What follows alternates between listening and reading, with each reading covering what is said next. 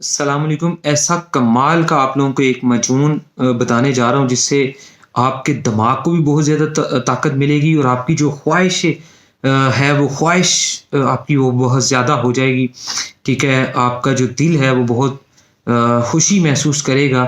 ठीक है जी, अज़वाजी ज़िंदगी को गुजारने में और कमाल का जो अमसाक है, जो टाइम का इजाफा है वो आपको मिलेगा।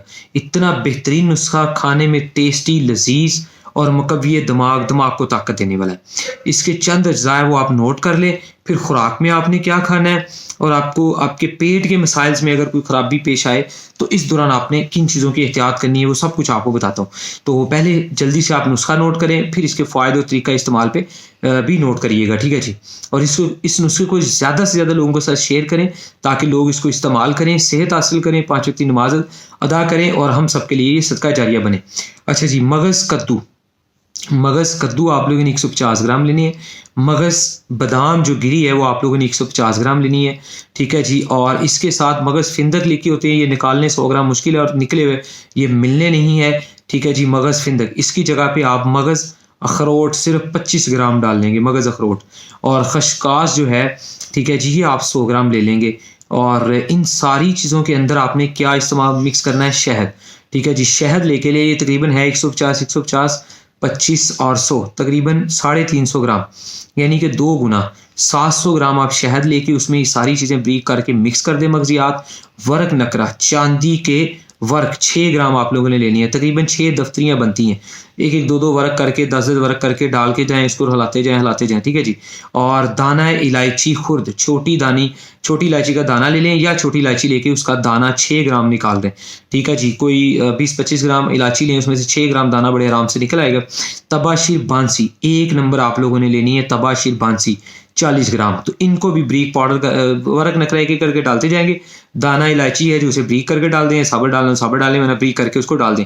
तबाशीर और उसको दोनों को आपस में, तबाशीर को लहदा खैर थोड़ा सा ना उसको भी मशीन में ग्राइंड करके थोड़ा सा वो नरम होती है, थोड़ी थोड़ी डाल के उसको अच्छी तरह ला दें। तो ये एक बड़ा मज़ेदार मीठा आपका मजमून तैयार होगा जो दिमाग को भी ताकत देगा और आपके अंदर एक ख्वाहिश की जो कमी है उसको भी पूरा करेगा, ज़कावत हिस्स को कंट्रोल करेगा। ठीक है जी, और ये आप लोगों की याददाश्त और कुव्वत को, दिमागी ताकत को बढ़ाएगा और सबसे बड़ी चीज़ जो टाइम है उसके अंदर इजाफा करेगा, अज़वाजी ज़िंदगी को बेहतरीन करेगा। यानी कि मुकव्वी एसाब व दिमाग है, मुमसिक व मुकव्वी खून है, खून भी आप लोगों के अंदर ये पैदा करेगा, हाफजे को तेज़ करेगा और ख्वाहिश को तेज़ करती है। सोजिश मैदा से रियाह को ख़त्म करती है, मैदे के अंदर सोजिश और गैस बनती है उसको ख़त्म करता है। दहमी यानी कि जिन लोगों को पुराना कमज़ोरी से दर्द सर है उसको ख़त्म करता है।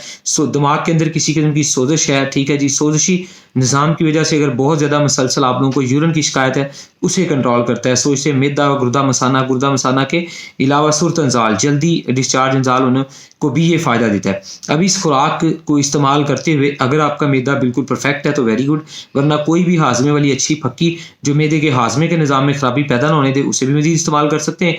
और आसान से आसान तरीका खाने में ये बताऊंगा कि ज़्यादातर आप लोगों ने शोरबे वाले सालन इस्तेमाल करने हैं। शोरबा ही आप लोगों ने खाने में इस्तेमाल करना है रोटी के साथ, तीनों टाइम, सुबह दोपहर शाम। और ऐसा कोई फल, सब्जी, दाल, चटनी, कावा जो आप लोगों को पता है इस्तेमाल करने के बाद आपका मैदा ख़राब होता है, चावल वगैरह, पराठा वगैरह और ये दूध वगैरह, वो रात को सोते वक्त इस्तेमाल मत करें। ये मजून जो है ये पानी के साथ भी इस्तेमाल कर सकते हैं, बल्कि पानी के साथ ही या नीम गर्म पानी के साथ सर्दी है तो इस्तेमाल करें, बेहतरीन रहेगा। और अगर आप लोगों को कब्ज़ की शिकायत है तो कब्ज़ की कोई भी अच्छी दवाई या फिर गुद्दी साबी मलयन के नाम से कब्ज़ का मैंने नुस्खा लगाया हुआ है, इसके अलावा कब्ज़ के नुस्खे लगाए हुए हैं मुख्तलिफ वीडियोज़ देख के, या नीचे ये प्ले लिस्ट होती है, प्ले लिस्ट को आप ओपन करेंगे जिसमें बहुत सारे नुस्खे आ रहे होते हैं। ठीक है जी, तो प्ले लिस्ट में से कब्ज़ का नुस्खा देख के जो है वो भी आप इस्तेमाल में ला सकते हैं। ठीक है, तो कब्ज़ और हाजमे का थोड़ा ख्याल करते हुए, शोरबे वाले सालन का इस्तेमाल करते हुए, बाकी एक्स्ट्रा जो है वो फल सब्जियां वगैरह बिल्कुल सोच समझ के फल फ्रूट वगैरह बाकी चीज़ें खाएं। ये नहीं है कि एक तरफ आप ये नुस्खा इस्तेमाल कर रहे हैं और दूसरी तरफ बहुत ज़्यादा आप गर्म चीज़ें इस्तेमाल करी जा रहे हैं, तो ऐसा नहीं करना। सिर्फ मैदे की खराबी का ख्याल रखना है और मैदे के ऊपर मैंने बहुत ज़्यादा वीडियोज़ अपने अकाउंट्स में लगाई हुई हैं। मैदे के अंदर कोई खराबी पैदा हो तो आप हमारे साथ रब्ता करके भी इंफॉर्मेशन ले सकते हैं। और इस नुस्खे को तैयार शुदा भी आप लोगों ने मंगवाना हो इसी शक्ल में या इससे मुख्तलिफ शक्लों में, हमारे बहुत सारे नुस्खा जात तैयार भी आप लोगों को मिलते हैं।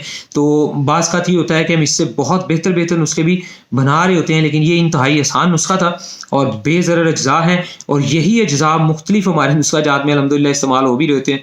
लेकिन ये एक जो मुख्तलिफ अज्जा वाला बड़ा आसान बेहतरीन नुस्खा जो है वो आपके सामने रखा है, बनाएं इंशाल्लाह, इस्तेमाल करें, दुआ में याद रखें। अल्लाह हाफ़िज़।